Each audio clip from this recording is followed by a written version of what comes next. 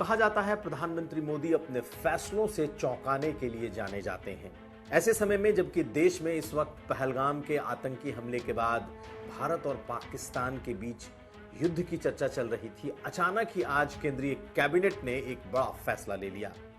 बड़ा फैसला ये कि अब देश की जातिगत जनगणना होगी। जी हां, जो मूल जनगणना है उसके साथ अब जाति की जनगणना होगी। ये अपने आप में बहुत बड़ा फैसला है। अगर उत्तर प्रदेश के लिहाज से देखा जाए तो सचमुच सियासी तौर पर ये एक ऐतिहासिक और सबसे बड़े फैसलों में शुमार होने जा रहा है। वजह, उत्तर प्रदेश में जातिगत जनगणना एक बहुत बड़ा मुद्दा है।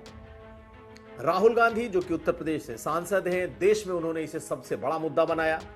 पिछले चुनाव में ये लोगों की जुबान पर था। यही नहीं, अखिलेश यादव हो या फिर बीजेपी के समर्थक दल, चाहे वो ओम प्रकाश राजभर की पार्टी रही हो या फिर निषाद पार्टी, सभी दल एक सुर में एक साथ जातिगत जनगणना की मांग करते रहे हैं।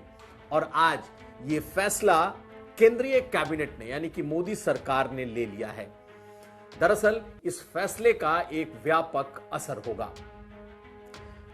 सबसे ज्यादा अगर उत्तर प्रदेश में मुखरता से किसी ने मांग की थी तो उसमें तीन बड़े दल हैं। एक अपना दल एस जो कि अनुप्रिया पटेल की पार्टी है, दूसरी ओम प्रकाश राजभर की पार्टी सुभाषपा, इसके अलावा जो निषाद पार्टी है उसने भी लगातार जातिगत जनगणना की मांग की है। बीजेपी की तरफ से जो सबसे मुखर तौर पर जिन्होंने हमेशा पार्टी लाइन के इतर कह लें उस वक्त, या यूं कह लें कि पार्टी लाइन को भांपते हुए हमेशा से जातिगत जनगणना की बात करते रहे, वो थे केशव प्रसाद मौर्य। और केशव प्रसाद मौर्य ने हमेशा कहा कि जातिगत जनगणना होनी चाहिए और उनकी ही सरकार ये जातिगत जनगणना कराएगी।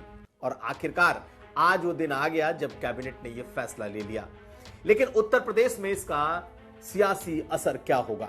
दरअसल विपक्ष के हाथ से सबसे बड़ा मुद्दा जातिगत जनगणना का ये फिसल जाएगा, क्योंकि मोदी सरकार ने इस मुद्दे को अब अपना मुद्दा बना लिया है।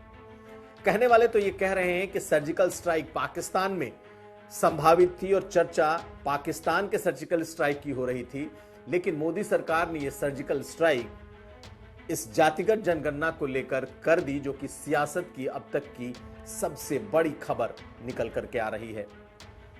बीजेपी इस मुद्दे पर बैकफुट पर रही। कभी बीजेपी ने खुलकर इसकी बात नहीं की थी। यह जरूर चर्चा चलती थी कि भाजपा इसके विरोध में कभी नहीं रही है। बिहार में अगर देखा जाए तो जातिगत जनगणना का जो सर्वे हुआ, जाति का जो सर्वे हुआ, उसमें बीजेपी हमेशा साथ रही। लेकिन बीजेपी के लोग एक बड़ा धड़ा इसका विरोध करता रहा। उसे लगता है कि जातिगत जनगणना अगर हो जाएगी तो फिर जो आरक्षण का दायरा है वो 50% का टूट सकता है।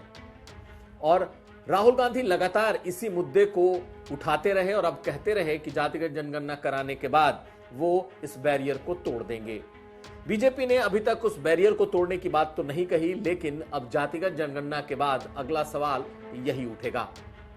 लेकिन उत्तर प्रदेश के लिहाज से देखा जाए तो पिछड़ों दलितों की ये एक बड़ी जीत मानी जा रही है, क्योंकि बहुत समय से इसकी मांग चली आ रही थी।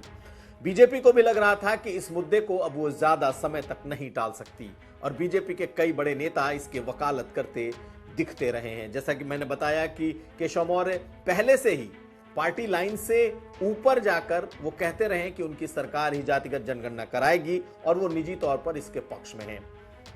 यही बात अनुप्रिया पटेल कई बार कह चुकी हैं कि बीजेपी से के शीर्ष नेतृत्व से जब भी बात हुई उन्होंने इस मुद्दे को रखा और उन्हें उम्मीद है कि उनकी सरकार जातिगत जनगणना कराएगी। यही बात ओम प्रकाश राजभर भी कहते रहे और यही बात संजय निषाद भी कहते रहे। अब बीजेपी इस मुद्दे पर खुलकर बैटिंग करेगी। हालांकि श्रेय लेने की होड़ होगी, क्योंकि अखिलेश यादव हर बार जातिगत जनगणना की बात करते रहे हैं, जातिगत जनगणना की मांग करते रहे हैं और लगातार अपने प्रेस कॉन्फ्रेंस में ये सवाल उठाते भी रहे हैं।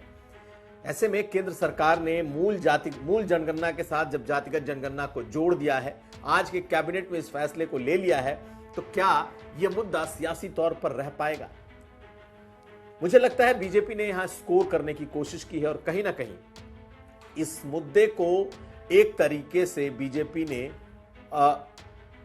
अब अपने पाले में कर लिया है। लेकिन असल लड़ाई यहां से शुरू होगी। हर जाति, अब हर पॉलिटिकल पार्टी की आगे की मांग अब उस बैरियर को तोड़ने की होगी।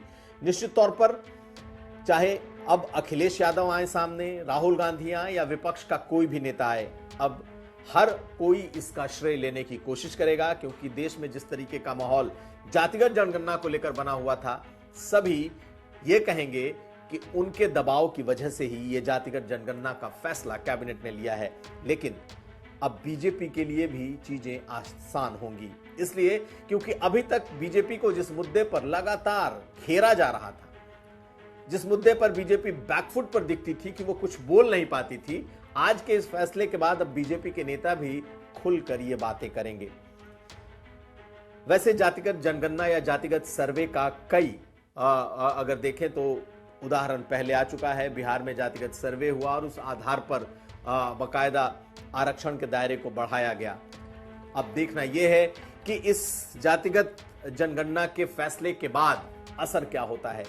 बिल्कुल दो भागों में उत्तर प्रदेश में जातिगत जनगणना के बाद अब माहौल बटेगा।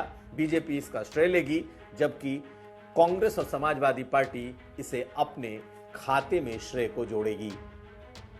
देखना ही है कि आने वाले वक्त में यह मुद्दा सियासी तौर पर कितना बड़ा बनता है। यूपी तक के लिए कुमार अभिषेक।